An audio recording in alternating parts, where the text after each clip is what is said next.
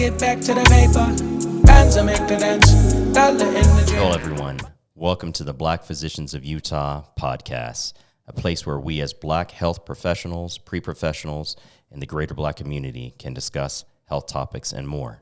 And now let me introduce you to my co-host, Dr. Erica Baden. Hi, I'm Dr. Erica Baden, Executive Member of Black Physicians of Utah. We also want to help destigmatize mental health in our community by providing resources, open discussion, and more. Thank you. And please subscribe, comment below, and look for more stimulating discussion from the Black Physicians of Utah.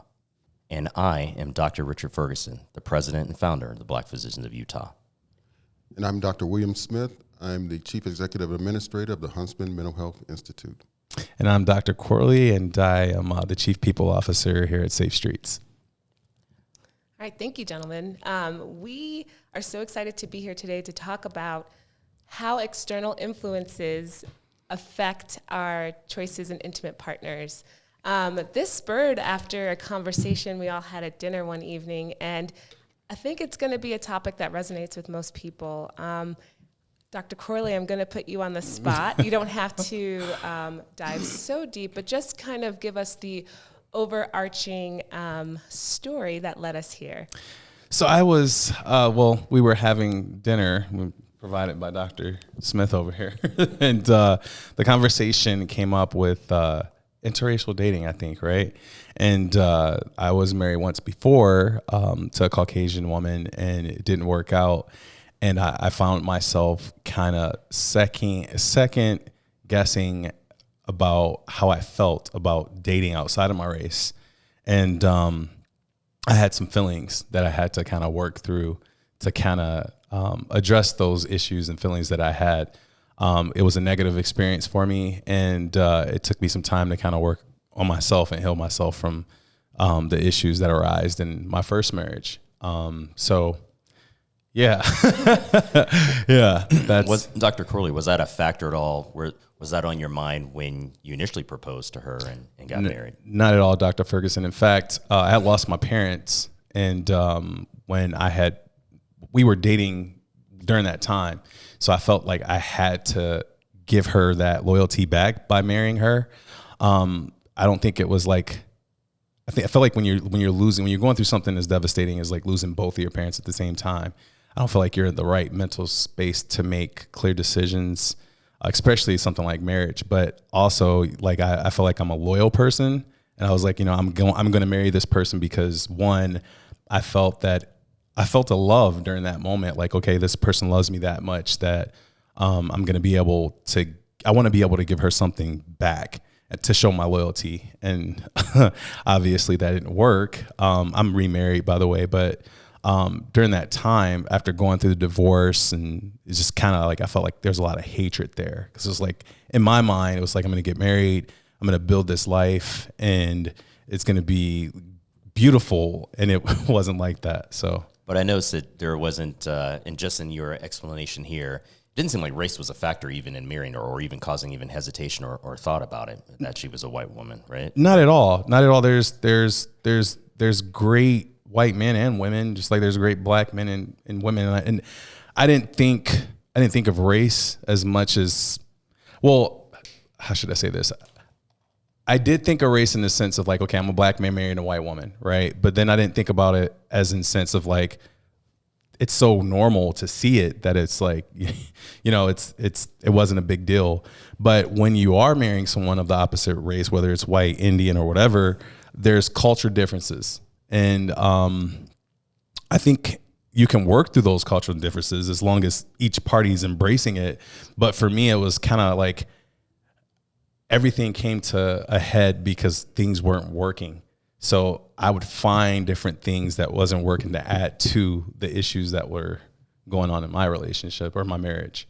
Let's talk about when we're even entering a space of choosing an intimate partner. What goes into those decisions? Where does that come from? What guidance did we have growing up?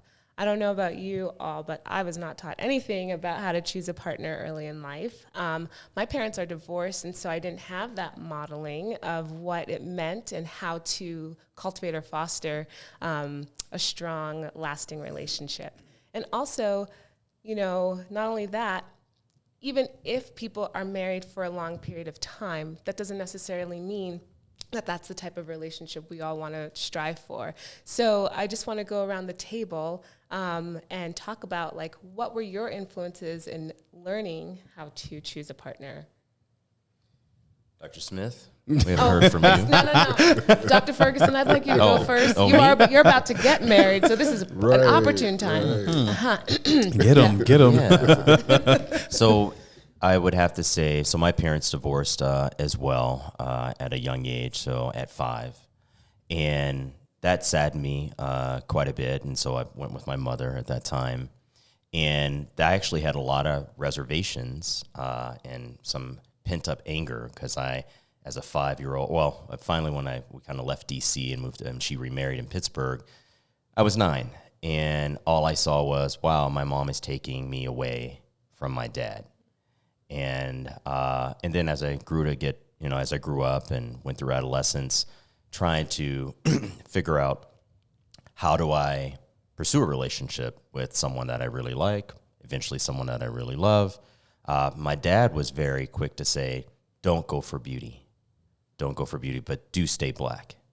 You must stay black. And this is now Dad on his 3rd wife, also black. And I'm like, so how is that working out for you, Dad?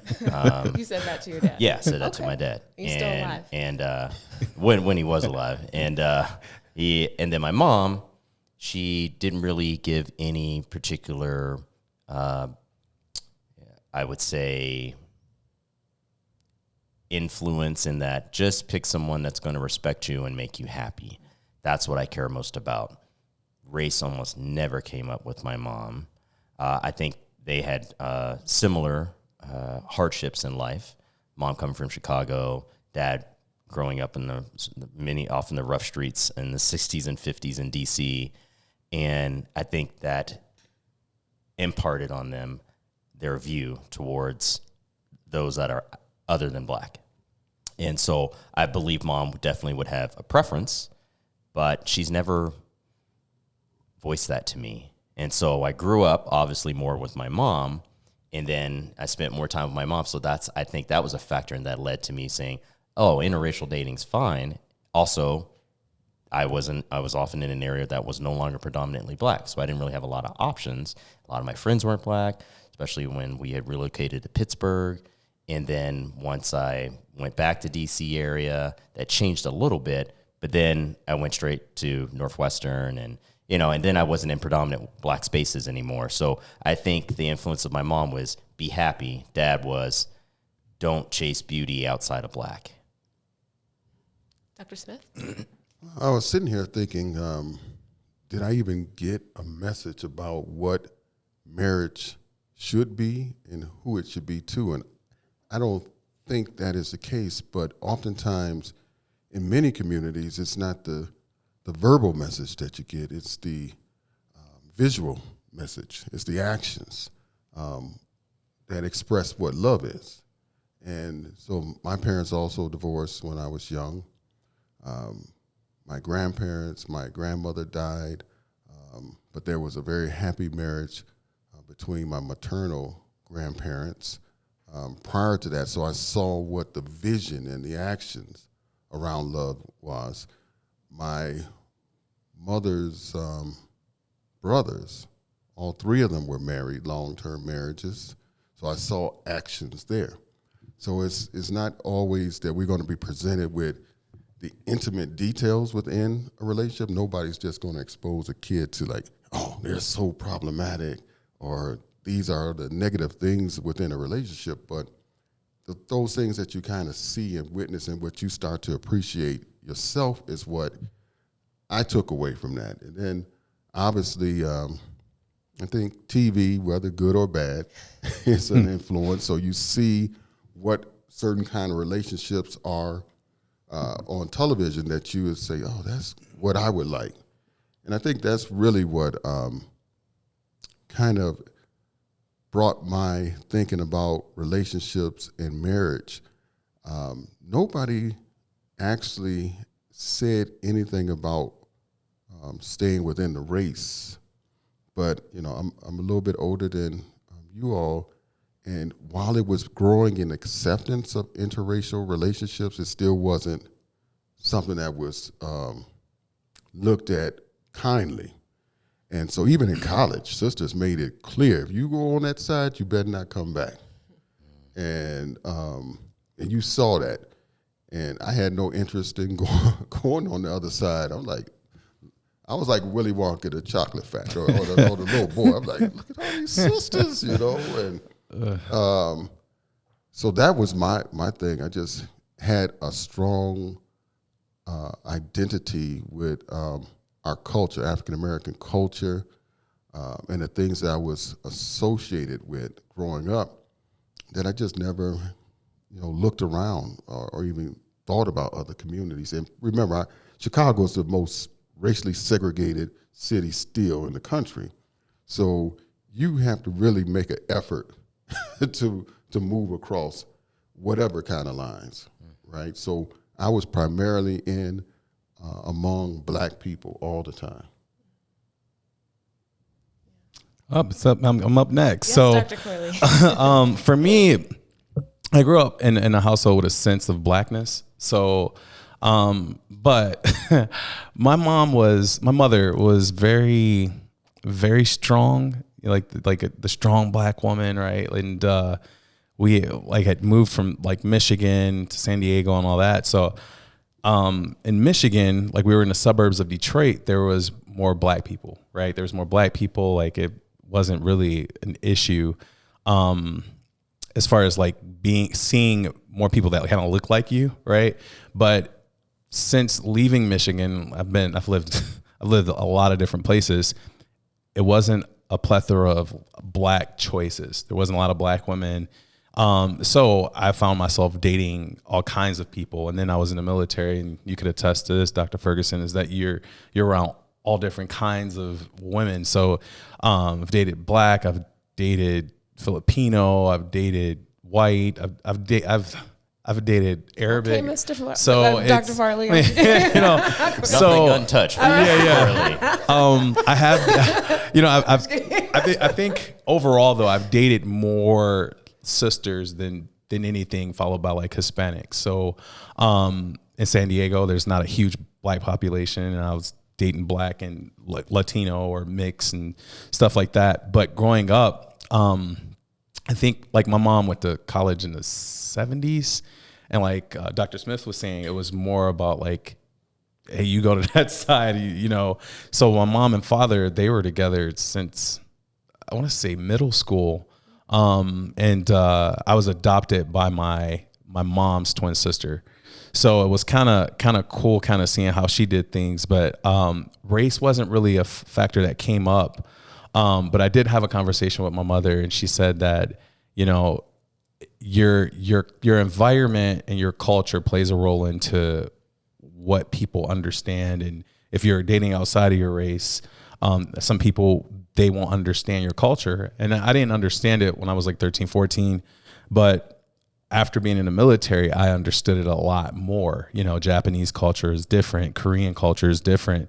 And if you look at Korean culture, they typically want their son or daughter to date within their race. The same thing with Japanese culture. I think when it comes to African American, we're more open to step out and kind of venture. And there's nothing wrong with that. I think maybe there's a difference there. I think from my experience and what I've observed and talking to the many black women, black men may be more right. That's welcome Sorry about that. Open, and it may be acceptable. I wouldn't. Not That's what. Yeah. But I see more black women that I've known for years. Many of my med school mates, undergrad, that will go months. And it's I have to be with a brother. That's the only way it's going to work. As the only black woman at the table, I'm going to refute that. Please. Because I think it's because you know so many black women. And I think that helps us. I do. Okay. I want to value your experience. And I want to value your experience. And I think that brings us to another topic that I wanted to bring up is that as African Americans, as Black people, we are also multifaceted. We are varied. We are not monolithic, and we are not homogeneous. Right. And so to blanketly say that, you know, all Black women want this, or to blanketly say all Black men want this, I think is very myopic. And we're playing into stereotypes that have caused us to be othered. So I think it's important that we accept the breadth and depth of our experiences and our choices. I didn't date my first brother until 2020. And I haven't had the extensive United Nations tour that Dr. Corley's had, but I mean, I've had an experience myself. But it's because you spent your adolescence and early in adulthood here in Utah. No, I mean, I've lived in New York, Brooklyn, New York. I've lived in Massachusetts. I've lived in Connecticut. Yes, they were all predominantly white areas, but I think you're also missing the fact that I'm an immigrant. You know, I ascribe to certain Black culture, and then I also hold true to my Ghanaian roots. And so I don't quite fit into any one space. And I don't think that being in the predominantly white spaces is what influenced me the greatest. I think it was my Ghanaian heritage. So again, I think it's important that we appreciate the breadth and depth of our people. Yeah, well, and that brings me up to I feel like when it comes to, and please correct me if I'm wrong, because this is just my opinion. I've lived a lot of different places outside of the United States, Hong Kong, Australia, a bunch of different places. And when it comes to Black African Americans and like African, like you were saying, you're an immigrant. When I've noticed like African girls that come to the U.S. That migrate here, they try their best to kind of stay within their culture. And I think it's kind of off-putting to Black people because we're just like, okay, they don't mess with brothers. They only mess with African. Like it's, I don't know if I'm saying that right, but that's what I've noticed. And it's just kind of like, or they date just white men. I was exposed to that very early on in Northern Virginia, where I went to high school. There's a rather sizable, in that part of Northwest DC, Northern Virginia, sizable Eritrean and Ethiopian population. My best friend in high school, his name was Mesfin, and his dad worked for the UN. And I was very attracted to Ethiopian women. And like so much for years, I said my ideal woman will be a Ethiopian woman trained in Britain because I love the accent, and then I'll meet her in the U.S. and we'll get married and be, you know, super happy. But the thing is, I did try my hardest to kind of break in and date, and you know, I would go to parties I was like, hey, can I go to that party? I really like your cousin, and they were not having it. Mm-hmm. As soon as they look right at my face, like, oh yeah, you are not African. Period. You are African American.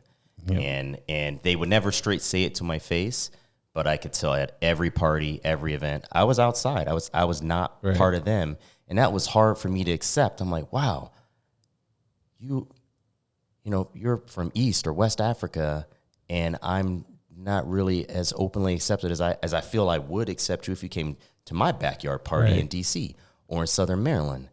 And so I grew up around that. So I then left and went to a predominantly white university, and then I was also coming from a school. It was a bit mixed. It was predominantly white, but then right after that was Latinos, and then after that was Asian, and then Black. And then I went to Northwestern University, where it's like 3% Black. Right. And then that's when I think I've met my first like Indian American like group of women, and I was like, oh wow, I've never met them before. I didn't see this growing up in DC. I like this too. I was like, this is great. And now, mind you, I definitely wasn't, you know, welcome with open arms there. But it goes back to what you're saying. I've experienced that. I've experienced you know, a woman from Cameroon that I really liked, and then Kenya that I really liked, and they, in a way, wouldn't date me. It goes back to those external forces that guide the influence about your intimate partner. So that might have been culturally ingrained to that person, that individual. Just like you mentioned earlier, how important that cultural shared experience was, that you were looking for but didn't necessarily have in your first marriage. And so yes, having, the opportunity not fall where you wanted it to is disheartening. But again, it's a testament to how varied and different our experiences are, and that we shouldn't be lumped into one category over the other. No, absolutely. And like, I think what I thrive for is, I've got to see your relationship, which is lovely, and Dr. Smith's relationship. And it's like, I won't say that I'm a lot younger than you, but you are my elder, and I will respect you as such. And I see the way that you are with your wife, and I very small glimpses. That's something that I would love to replicate, because I feel like it's not, divorce sometimes is inevitable, but I feel like having knowledge about how relationships and marriages work, and with the guidance of like advice on longevity, I think that that's something that people should look at in the Black community, and not just in the Black community, in community as period, because we just give up, and it's just like, well, swipe right, or is it left, whatever. But it's like, I feel like It's right. it's right. It's right. To accept. Left if you don't. Yeah, left if you don't. That's just from a very long time ago. So no, I don't know. I think my question to you guys is, do you think that long marriages and long relationships are of the past? Well, I think that's an excellent question. I think the way that I would like to answer that, I think that the duration of a relationship does not necessarily determine or define the power or the success of a relationship. And that's how I'll answer. I think there's a historical context, and maybe Dr. Smith can give further light to this. For a couple decades ago, it was very hard for a woman to have a higher income, leave. They were often kind of, in a way, stuck in a marriage, didn't really have an option. Can I mention something? Women weren't allowed to buy a house on their own until the 1970s. Thank you, RBG. We couldn't have a credit card if we were not married, and that was not too long ago. So yes. Yeah, so I think we have to take that into, if women had the options they have now, I don't think we would have seen as many long-lasting marriages from our grandparents' age.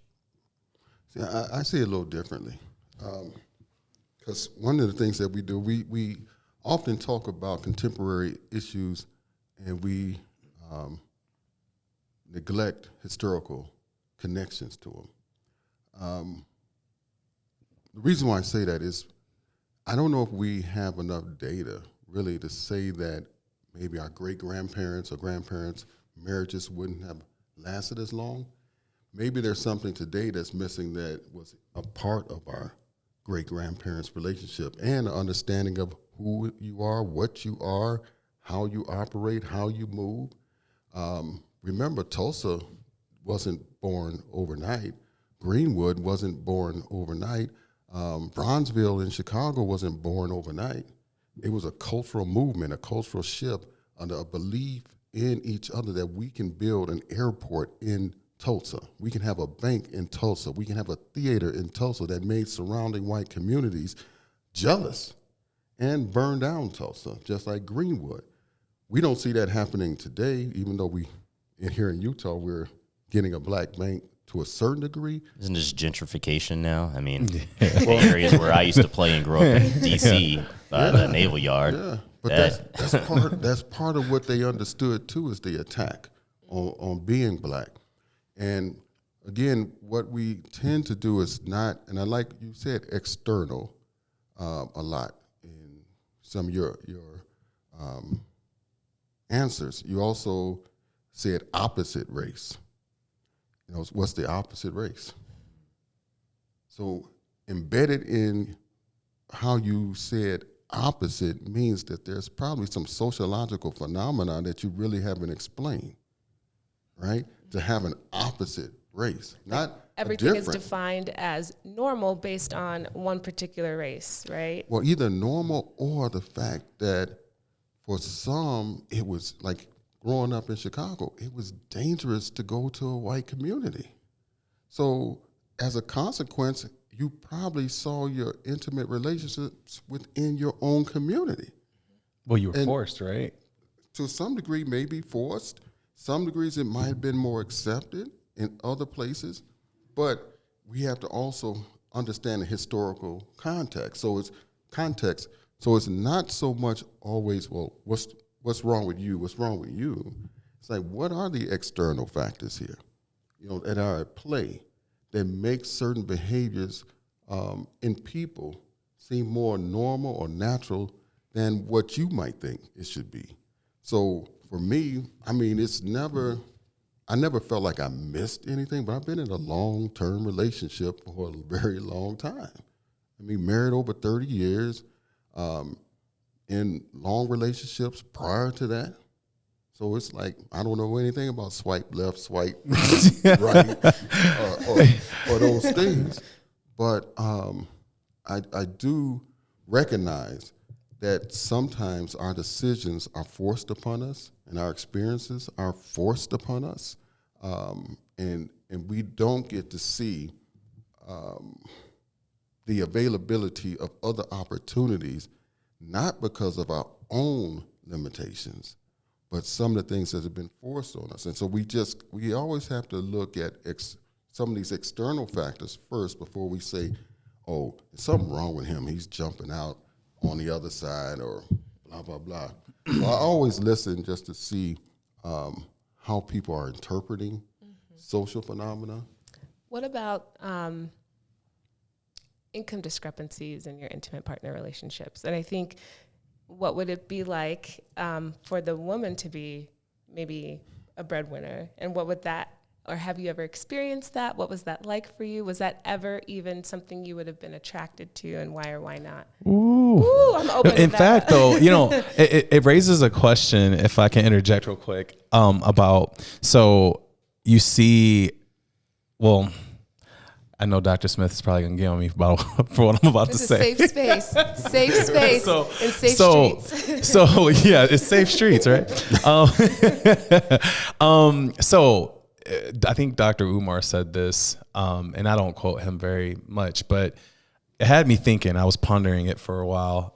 When you see a successful sister, you're an example, who's a doctor, you made your way for yourself, or Dr. Ferguson, myself, Dr. Smith, he's kind of excluded from this, but they say, oh, they make this brother or this sister, they make so much money, they're successful, and the first thing they do is go opposite. They go get someone that's white, light, bright, whatever, or he's Uncle Tom. I've been called that when I was with my ex. I wasn't thinking about like, oh, I chose this because she's successful and her whiteness is gonna put me on a pedestal. Not once did that ever cross my mind. Or being successful, going white or black, that never crossed my mind. But these are some of the conversations that come up. It's like, oh, these basketball players, everybody that becomes millionaires, they go, for light, bright, and white. But then you never see these rich, like other white or other go for the poor black girl, the poor black boy, or black man, I should say. So that's a conundrum that I think, which also leads into like making more money, that I've seen in our culture as well.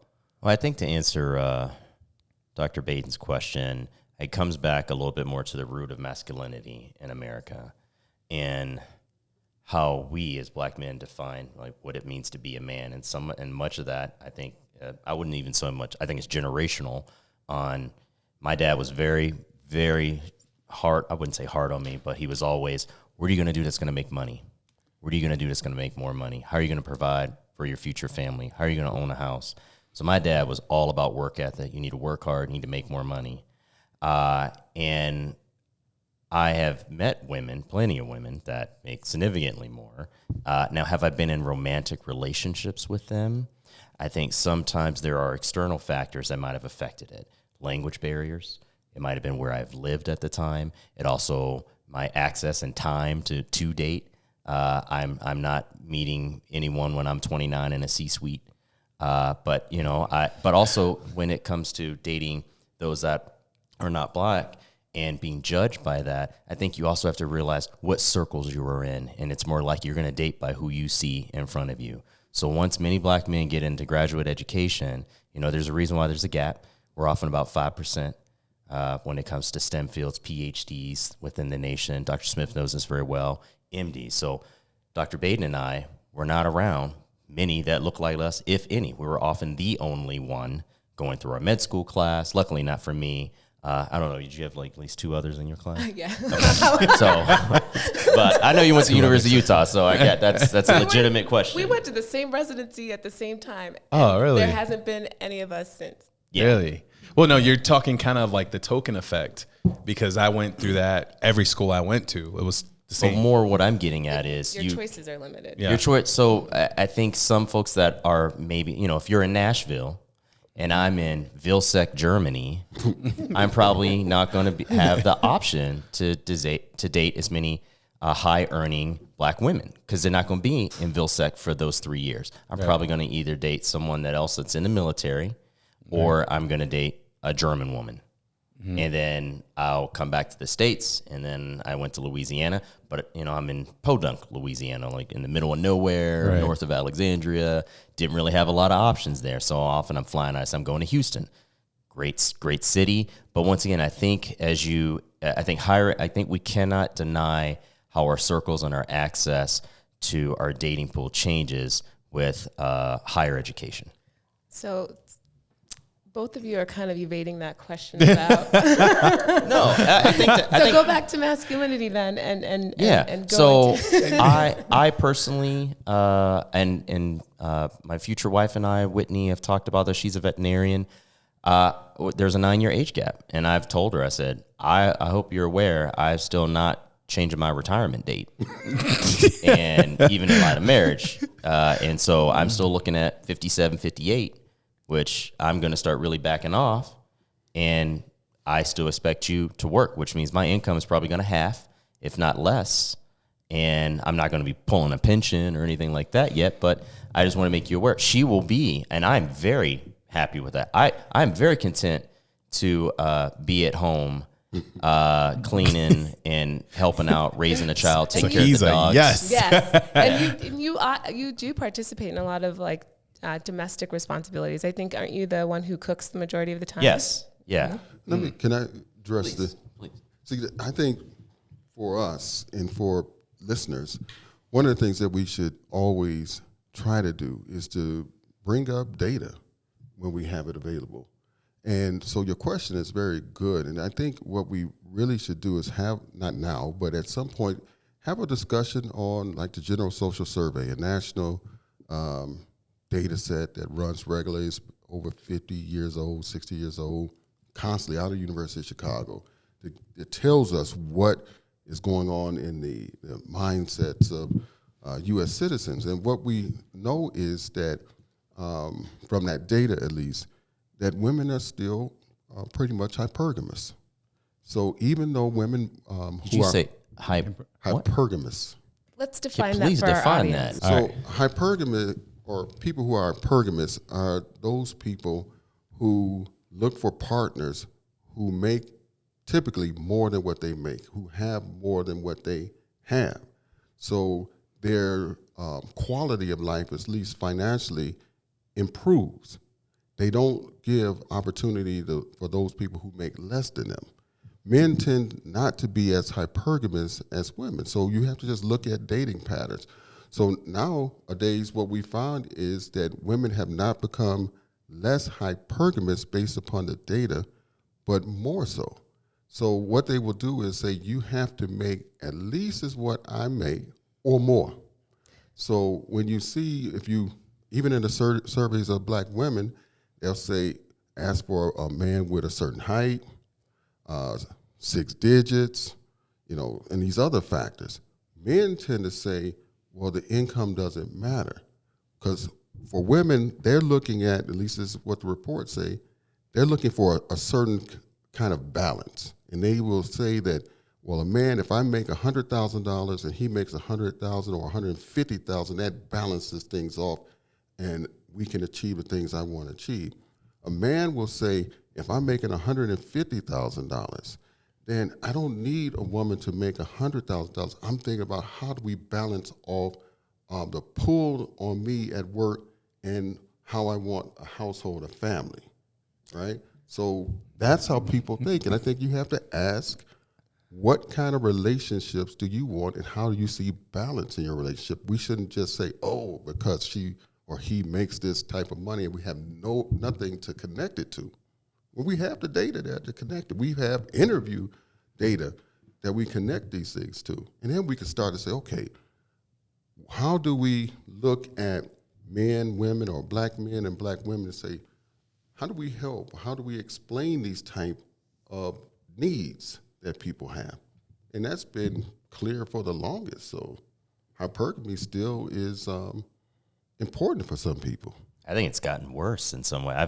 Mind you, I'm often on social media quite a bit, and I'll see men interviewing young black women or just women, period. But I've watched one where it's particularly, I don't know if it's a podcast or not, and he was like, "What's your ideal man?" And she'll be 27. She's like, "Well, probably 30 to 33." That's the concern. The Unrealistic. Age, 27. What do you know of life? Unrealistic. She wants 6 or Super 7 figures. unrealistic. And what sustains a marriage and a relationship. And so I would love to see the data and also see if there's any selection bias in how the data was derived. But I think looking even at female physicians, when you look at their partners, a lot of female physicians have partners who may not make as much as they do, or are the domestic partner in the relationship. And I think that's important to recognize as well.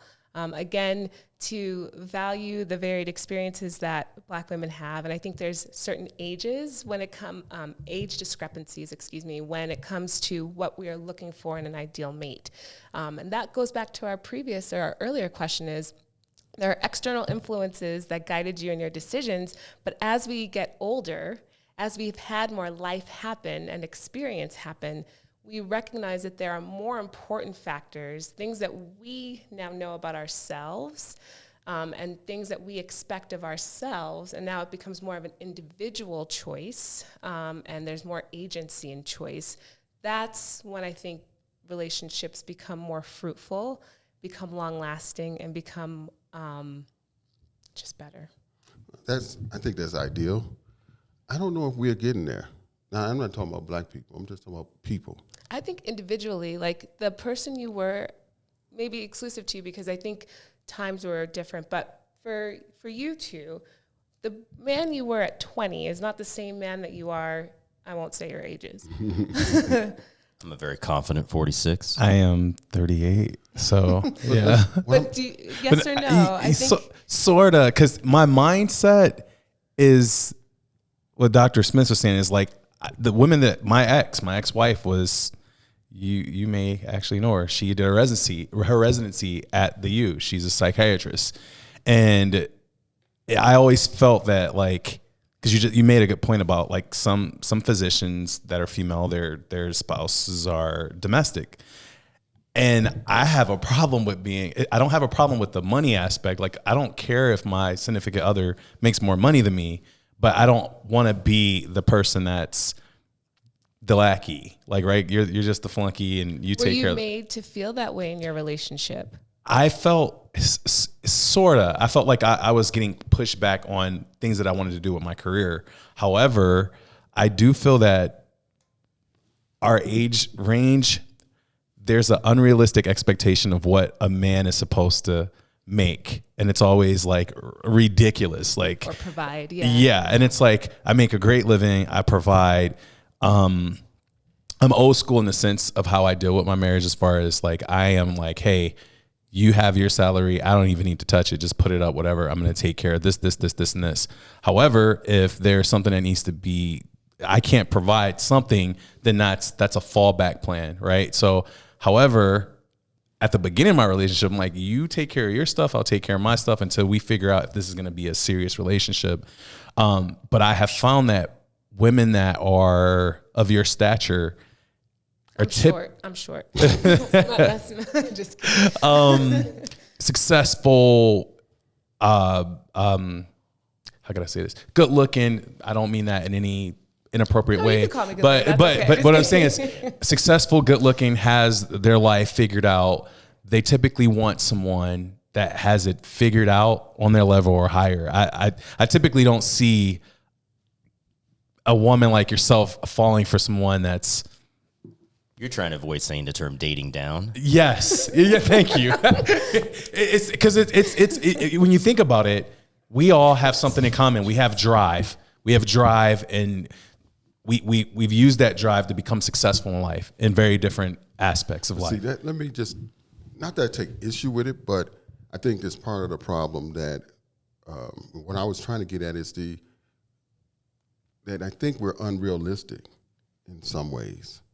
And we're always so quick to defend every argument, especially if we got this, our own little theory that's become religion and some kind of dogma that we won't even question ourselves. Look in the mirror and say, okay, maybe I am looking at things a little bit differently, and that's problematic. Let me do a self-check. And so what is this dating down? But you hear it, right? And you see people say, well, I would never date that person because blah, blah, blah, blah, right?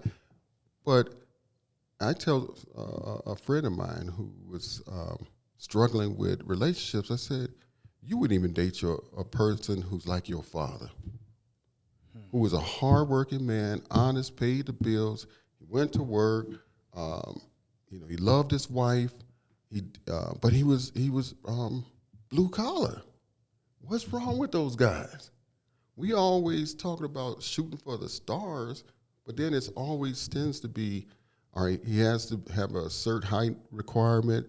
You hear that so often in 6 digits or whatever, but even if he's a 6-digit bus driver, what's wrong with that guy? He's a bus driver. What's wrong with can I just finish?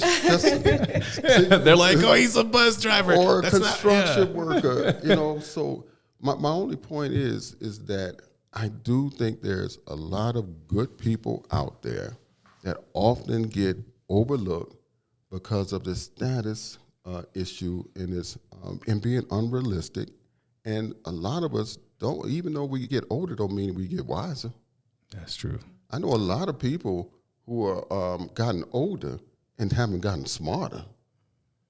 So that's not always a positive correlation with age and wisdom. That's a very good point. Because I go and walk into a room and assume that. Mm-hmm. Yeah, same.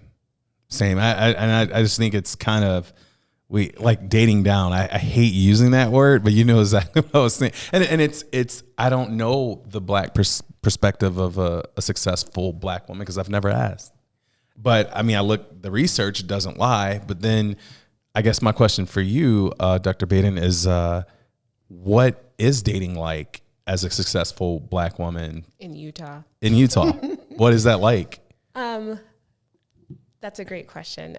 Again, I want to make sure that my point earlier is that a lot of female physicians are very open to not having a partner who makes as much or even more as them. I think female physicians do value a more open type of person, not just another physician or an engineer or someone else. And I will give you examples later, Dr. Ferguson. I was just going to say, isn't it more the fact that your pool is much, much smaller as a female? If you're trying to date, let's say, another male physician colleague, he's probably been, already spoken for residency, med school. So when you're done, you're either getting somebody that probably not their first marriage, probably has kids, and so it's envisioning how you want to start your long-term relationship, especially if it's leading. If you're set on marriage, I think female physicians will have to look beyond definitely sometimes the medical space.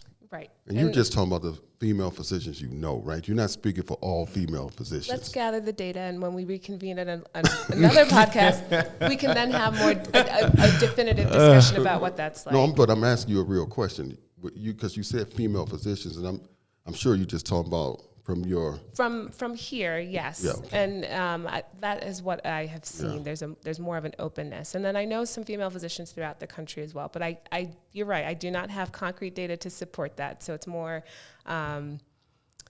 anecdotal. I support you with that because my med school friends, I don't think almost none of the sisters I know and many of the female physicians from my class, they didn't marry doctors. Like almost, I would have to say the vast majority of their spouses make less than them.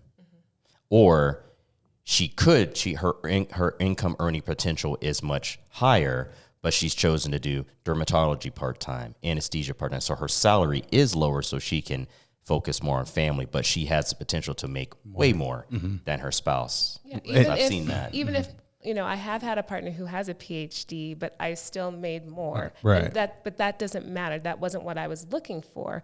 I think it's important. I know the new word we learned, Hypergamy. Hypergamy. Thank you. Thank you for dropping knowledge.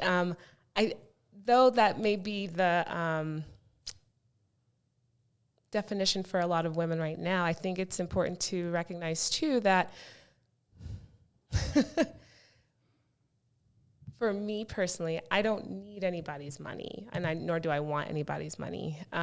What I do want is sincerity, loyalty, and someone who is willing to grow, someone who is secure in his or her masculinity, right? And that way, I don't have to be the caretaker all the time. And I think that's where my problem is. You mentioned earlier about like the strong Black woman. I don't want to be strong. I want to be soft and taken care of. Where's that? And I feel like because of what I've been able to achieve and what I have, I may not always have the person that can take care of me that way. And it's not monetarily, but just not to be intimidated that there are lots of different ways to take care of me. So let me know. Well, Dr. Smith touched on it, and I think our generation and the generation underneath us that is coming up, unrealistic. It's one of the things that, and you guys probably could attest to we this. have three represented here, right? You're technically a millennial, right, Dr. Baden? I'm right in Gen X. You're a boomer. You're a millennial. Yeah, I actually hate being considered a millennial because I know, I have don't identify that way. I have a Gen X Older mind, one, but you are. and it's weird because growing up, I respected the blue collar worker. Like that's how things get done. But like you were saying, you tell you can have two equally attractive people make the same money. This person's an engineer. This person's waste management. Whatever. It's funny you say that because I still watch the garbage truck drivers come, even though now they pick up with a, but I used to look at them when I was a kid and see them dumping the garbage, and I still watch the trucks today. Yeah. But some people would be like, I don't know. Yeah. My son loves that. We make sure we wake up early enough to see it. Yeah. And they give him a little beep beep, and he just, yeah. And it is, and I think it kind of goes back to, it's like, is it providing? Is it this flux of materialistic culture that we have, or I don't know. I mean, I consider myself, going back to like just like dating and marriage and stuff like that. I love all women. So it doesn't necessarily matter about color. However, I'm not the type of like brother or guy that's like, I only date white or I only date Hispanic. And I think that says a lot. Like if you date white, there's nothing wrong with that if that's what you want to do.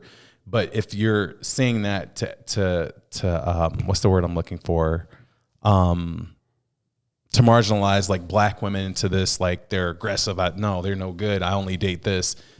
I have a problem with that. You can date who you want to date, right? But I don't think it should be at the demise of another race. I think what I have seen is I've seen many successful Black women that I have known from personal relationships growing up where they have looked over, I think, men that were not Black that really liked them, wanted to pursue them, and they're like, nope, I'm waiting for a brother. Nope, I'm waiting for. I'm like, have you ever dated outside your race? Like, what's wrong with this guy? This guy's great, especially when they'll say someone was talking to me. I was like, well, I haven't heard anything wrong with him.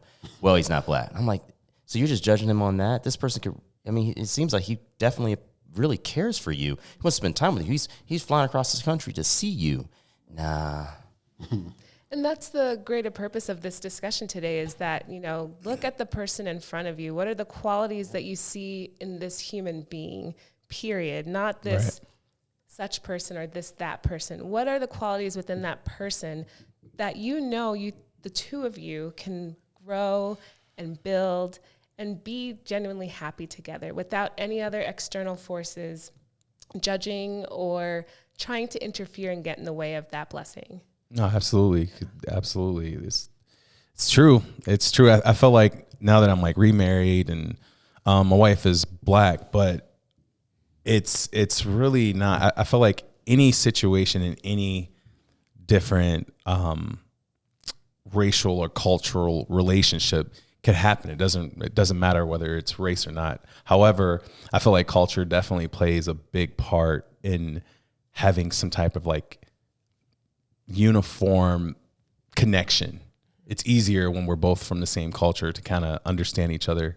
Or you have to be more open-minded and patient when you're dealing with someone from another culture, or try to understand it, right? Or immerse yourself in it. But if I'm immersing myself in, let's just say my wife was French, right? I want her to also immerse herself into my culture as well, right? Where it's just shared. It's not just like, okay. I see your relationship with Whitney. Dr. Ferguson is in an interracial relationship. I know Whitney. I'm friends with Whitney. I'm friends with you. You're like my brother. I have seen the way that you complement each other. I have seen the way that she supports you, even though she may not have a shared experience that you have as a Black man in Utah. She is there, number one, your ride or die. And that kind of love and support is very beautiful. And I think it's independent of she being white and you being a Black man. I think it's just the way that you've chosen each other, the way you've been intentional. I think it's important to also remind people that you are taking premarital counseling. And I think that's something we should all strive to do. Therapy in any capacity is a good thing. You don't have to wait until a crisis to do or enter into the field of therapy. You are taking an intentional step to build and get to know each other before you enter marriage. Yeah. I give you props. Thank you, Dr. Baden. I appreciate it. I mean, even I believe in therapy so much because I did it I'm trying to think of the first time I went to speak with a therapist. I want to say it was after I came back from Iraq during the OIF. I think that was like the 4 campaign. But it's even big life decisions is when I say, we need some guidance. We need a third party. So when she's still, girlfriend status at the time in 2020, and I said, hey, I'm going to get this house, but we're now moving in together, and I'm older than you. I've lived with someone before. Have you? Not the case. And I said, I think we need a therapist to get us through this because there's going to be some growing pains. And I care enough about you that I want this to work. All right. That's a time when an external force or an external influence is actually helpful. Yeah, absolutely. And it definitely was. But one thing to get back to cultural is, what do you do, Dr. Baden, when the other person in the relationship, because as I've known with many Caucasians through our white Americans, often much of their culture is adopted from those of color, and I have that or what they will find that they connect with. Mm-hmm. But when I look at my future bride, I'm like, well, I think I know what's going to probably dominate here, because I'm like, what is your identity? You're a mix of Northern European, but a little bit Irish here, English there, a little bit of Dutch, but you come from a well-to-do family from Northeast that's relocated to San Diego. Really, San Diego's her identity, right? And a white girl from San Diego is like, and then I feel goes much farther, but that was espoused by my family. From my father giving me a book, Blacks in Science by Ivan Sertima. Taking me to Howard University, Black churches, Black Catholic churches, which is like, people would be shocked that there's such things if I met fellow Catholics here in Utah. And so Black identity is very strong.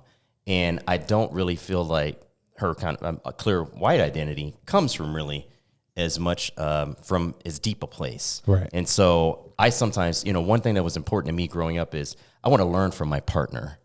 So there are things that I am learning, such as like how to clean up in the kitchen. But other than that, deeper, I feel there's So if anything, I'm just sharing more. Like, this is the experience of a black man. I mean, she's at every BPOU event, so she is around the black experience every day.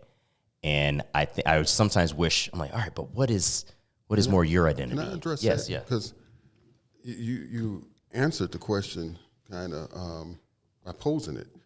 And I wouldn't say that she doesn't have a culture or deep culture, because all people do. But for whites, in order to move forward in this country, had to accept whiteness. So many of them had to surrender part of the deep culture, and many have returned to connect to that culture through genealogy and other ways. So Irish gave up being, Irish to a certain degree in order to be accepted in this country. So there's a great book called How the Irish Became White. You can read that book and you can start to understand other European ethnic groups.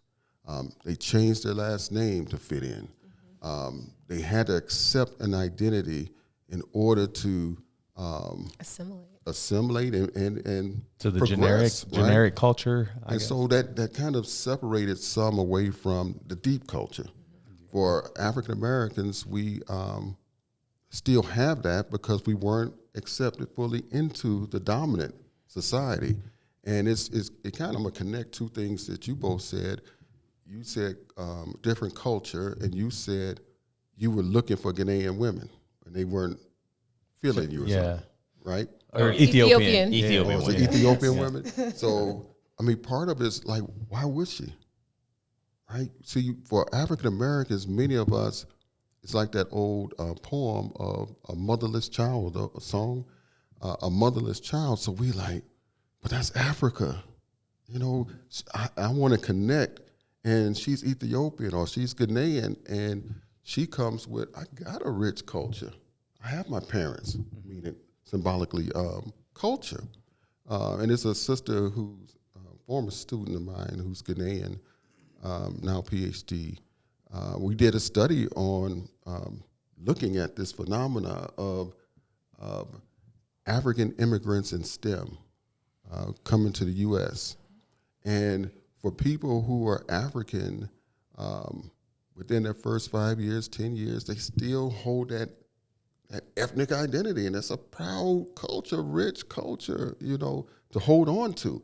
Why would I just accept yours? I don't know anything about being black in America. I do know about being Ghanaian, or I do know about being Nigerian or Igbo, right? And that's a long history there. But because of how America is, the longer that they come here, they start to become black. And that's something that for many of them didn't have to really think about when they're back home, right? So for a Ethiopian, she might be saying, I'm looking for my Ethiopian brother who I have long traditional history and connections and appreciation and all these things for. And that's something totally different because we're like, man, that's the homeland that we've been disconnected from, right? So I don't see it as initially a problem, even though you did have a interest in the beauty, but it is also, I'm talking about fullness, not just physical. But it is, I think, appropriate for people to say, I have a connection to who and what I am. Now, she could open up and say, you know what, Dr. Ferguson, I see you, all right? But sometimes that comes with time. So culture, I think, is important for many people. And to get back to your fiance and others, they have a deep culture as well. Some have to be reconnected to it.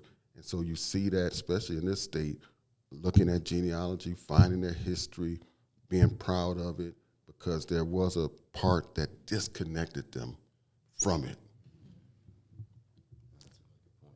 Thank you, Dr. Smith. Yeah, beautiful for you to help us see their lens that they see things from. And I think that's important too, in all of us being open when we're choosing partners. So, Absolutely. dropping gems. That's it's awesome.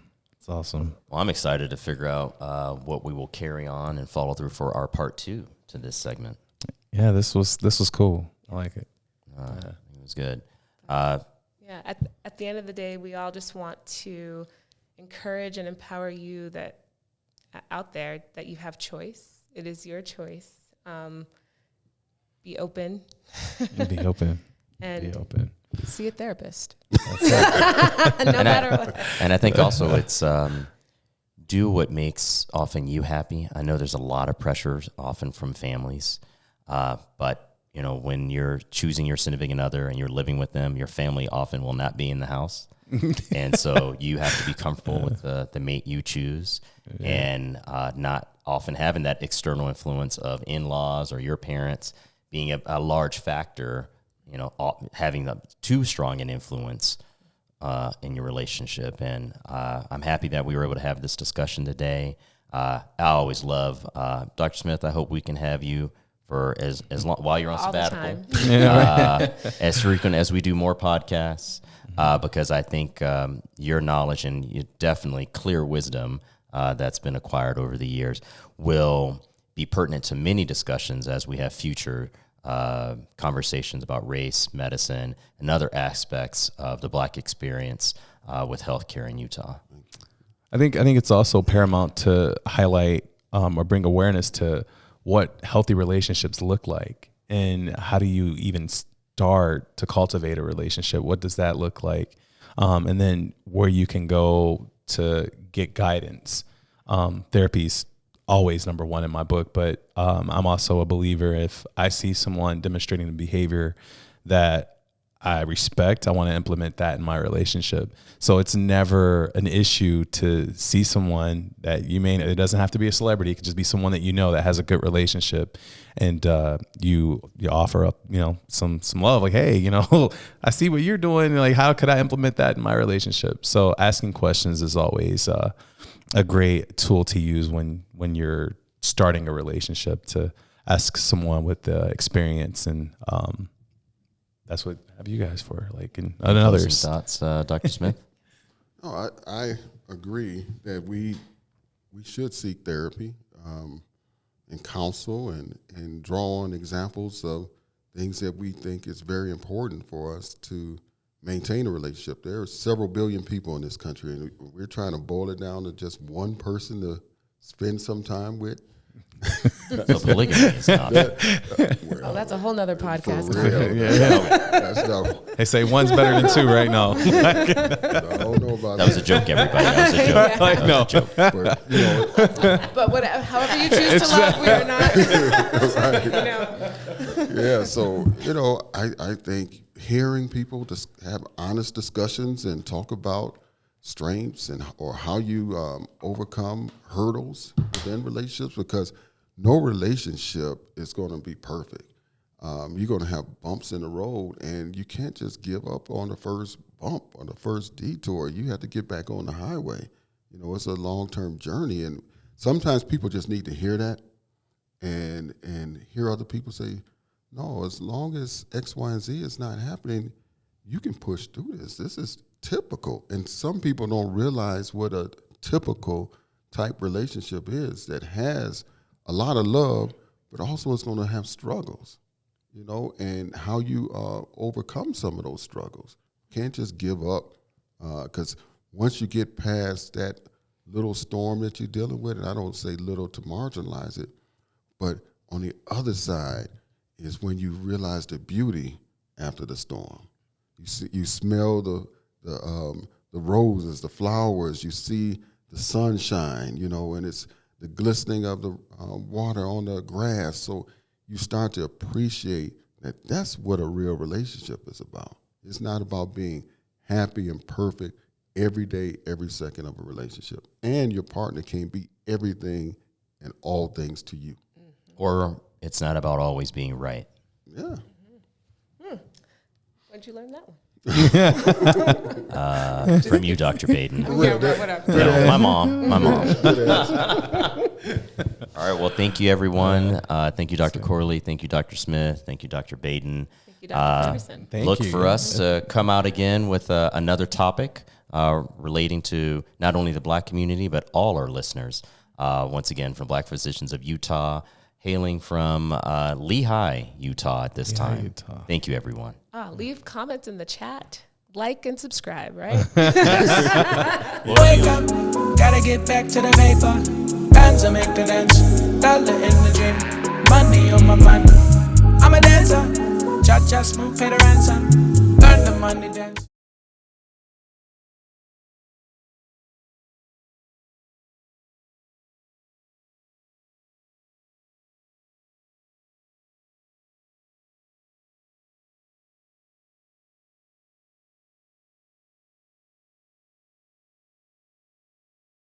Wake up, gotta get back to the paper.